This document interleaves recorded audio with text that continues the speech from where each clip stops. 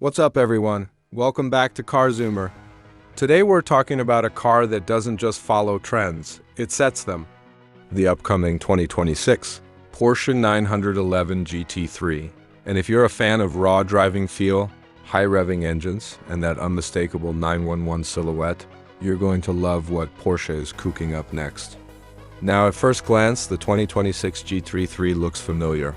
But the more you look, the more you realize Porsche has refined everything.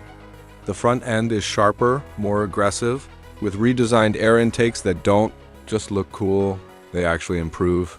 Cooling and downforce. The headlights get a subtle update, still unmistakably 911, but with a more modern, focused expression. Around the back, that iconic GT3 wing is still there, but it's been reworked for better aerodynamics, giving the car even more stability at high speeds without ruining its classic shape. One of the biggest questions everyone's asking is about the engine. And here's the good news for purists. Porsche is staying true to the GT3 spirit. The 2026 model is expected to keep its naturally aspirated flat six, revving high and delivering that spine-tingling sound we all love.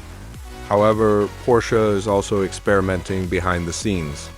While this won't be a full hybrid like some other 911 variants, mild hybrid technology may be introduced in small ways to improve efficiency and responsiveness without killing the soul of the car.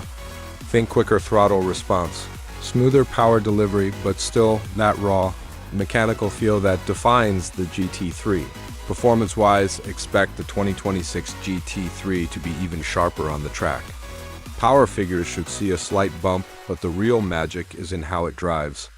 Lighter materials, improved suspension tuning, and better aerodynamics mean this car will feel more planted, more precise, and more confidence-inspiring than ever before. And yes, the manual gearbox is still expected to be offered, because Porsche knows exactly who this car is for. Now, off-road features might sound strange when talking about a GT3, but hear me out. This isn't about rock crawling or mud trails. Porsche has been improving adaptability, better traction control modes, smarter suspension settings, and improved ground clearance management for rough roads and speed bumps. So while it's still a hardcore track weapon, it's becoming slightly more usable in the real world, especially on imperfect roads. Step inside, and the interior gets some very welcome updates.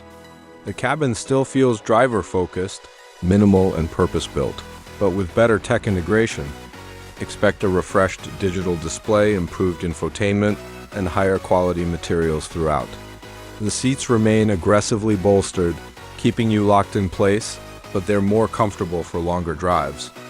Porsche is walking that fine line between race car and road car, and the 2026 GT3 does it better than ever. When it comes to pricing, don't expect this to be cheap.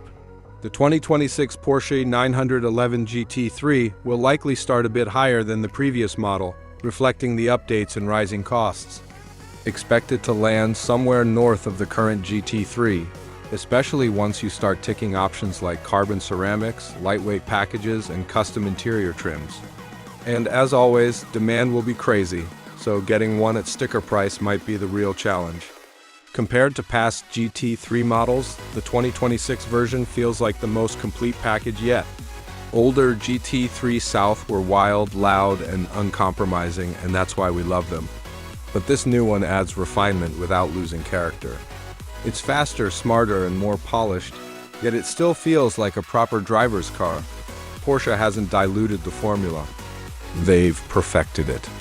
So, if you're someone who values driving feel over touchscreen gimmicks, sound over silence, and connection over comfort, the 2026 Porsche 911 GT3 is shaping up to be something special.